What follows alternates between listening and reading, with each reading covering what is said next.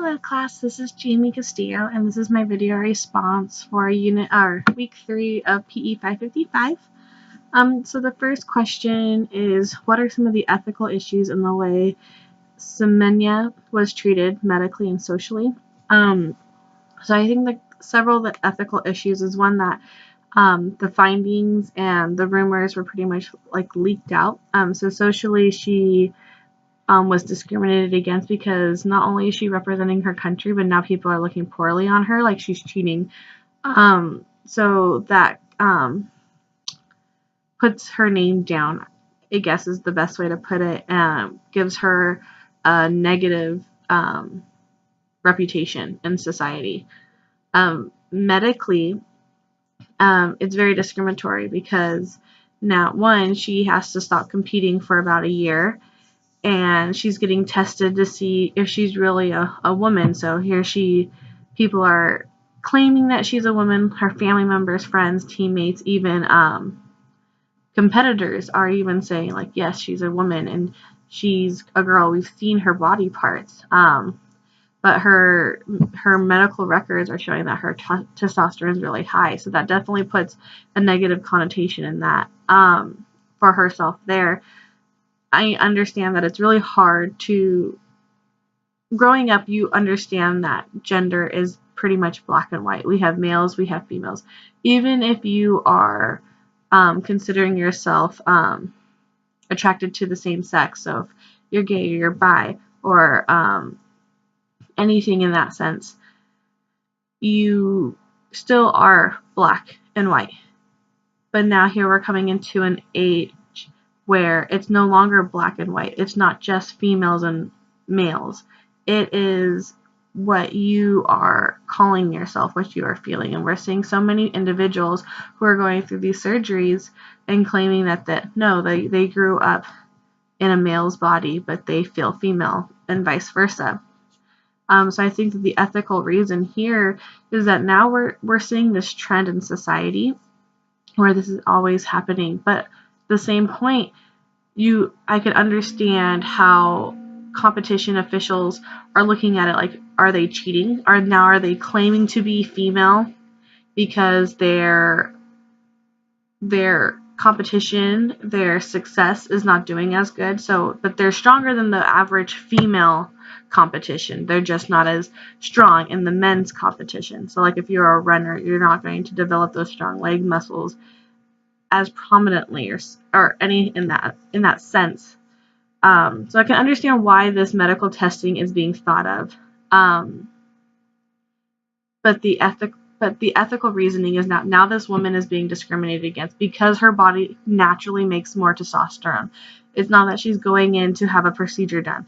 It's not that she's going in to cheat. She's not trying to do that. This girl was 18 years old, and she really has no control over her body at that point. And being a Christian and trusting other people, that I'm assuming that's really what's going on for her. So it's really, you're in a catch-22 because being a female myself, and let's just say that I was in the same situation, I wouldn't want to be questioned for who I was, who I grew up as.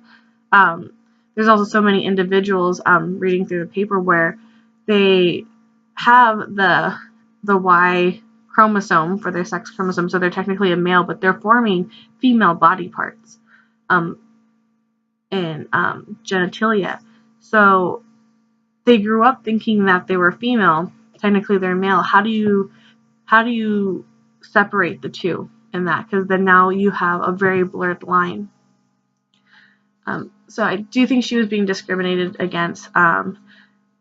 She's being questioned, and I think those are all ethical reasons. I do understand, or I'm trying to be understanding of the reasons why she had to go through those procedures, and reading that article where all these women had to go through these procedures and they weren't even told. So I mean, that has a lot to do with it. And then now this poor girl is going through different procedures to try to lower her testosterone, so she's not questioned. She's not feeling guilty that she's better than everyone else because her body's naturally this way. And it seems that now that may have induced her injury. It may have caused the injury that put her out of competition even more. So it's very unfortunate. And I say that as lightly as possible. Going on to the second question, though, it says, do you agree with the most recent IOC ruling regarding hyperandrogenism? I looked up hyperandrogenism at that point because I was still very unclear about what it meant. And so, for my understanding, and I can be very wrong, hyperandrogenism is when there's extra androgens. So you're a female, and it prominently in females that are going to have a discriminatory problem, especially in the ruling that I read, was that there's extra androgenism, so you're not really getting any muscular strength. You do look like a male. You do have maybe elevated testosterone, lower voice, different male characteristics, but you're still female.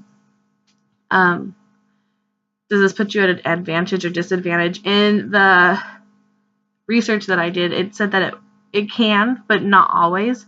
And I think it's great that the IOC is recognizing that these women are still women and allowing them to still compete, but I feel that that still takes them out. It's kind of like if we were to look at this as a racial point of view, you'd have white people competing against Caucasians competing against Caucasians, Africans competing against Africans or anybody who's of African descent, Hispanics competing only with Hispanics. So you kind of like separated it out in that sense. But you have someone who, they tested and they realized, you know what, you're Caucasian, you're very white, like I am. I'm Caucasian and I'm Hispanic. I don't look Hispanic very often to many people, but they did a testing and they realized, hey, she's Spanish. She can't compete she looks white enough, but she's not, her genetics are not Caucasian. So she is eliminated from the Caucasian side, but she can race in the Hispanic race. That's the best way for me to understand it. I know I'm going into another ethical dilemma there, but you have an individual who's female, who tests female. They have extra androgens that give them male characteristics, and now you're either saying, you know what, you're a female, but you look like a male. Your characteristics show that you're a male. Your genetics show that you have male characteristics, but you're still female. You still have X and X chromosomes, but we're going to remove you from the competition because it's unfair for everybody else who's not like you and put you in a male competition if you choose so, or you don't have to compete at all. And I feel like that is very, very upsetting. I don't agree with that ruling. I know it's hard. I know it's difficult to really make it fair, but I think that ruling is not the best solution. There's something more that we can do so that our athletes are being treated fairly. Coming from a woman's side point of view, I don't think that's fair at all. I'm a woman. I'm tested as a woman. I have one little thing that's different with me, but I'm still a girl. And you're going to remove me from competition. And I think that's very hard to understand. It's very hard to swallow when you're in that situation. I know my video is going very long, so I will stop it there. I look forward to hearing everybody's responses. This was a very difficult one for me to go through and for me to really just kind of wrap my head around. So I look forward to hearing everybody else's thoughts, and I hope you have a great week. Have a good day. Bye.